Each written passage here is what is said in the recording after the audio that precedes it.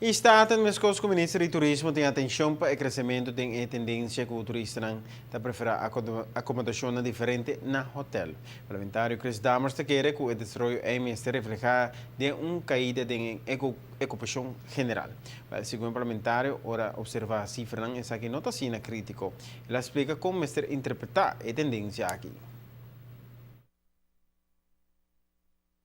Chega arriba a cifra na ronti 30%, gente não está queda na condomínios, apartment, casa de gente e aqui não também por mira com efeito não tá se não tá grande se of não bom cifra seguro tá mostra que a occupancy rate, a ocupação de hotel não que sempre estava tá ronti 79%, bandas crescendo com o gabinete aqui na 79% e último ano a cai com 1%. Nota cifra dramático para nós, também nós mira que para o qual é tourism receipt, para os aqui então nós bota midi, o adelanto do turismo sim ou não, se na final do dia é turista alaga mais placa na Aruba sim ou não.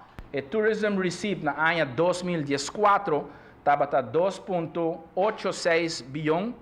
Na 2015, cifra não nota ainda, nós estamos guardando a cifra de Central Bank, mas se nós comparar 3/4 de ano, 2014, 2015, nós mira que na 2014, essa aqui estava na final de luna de setembro 2,14 e na 2015 2,22 bilhão.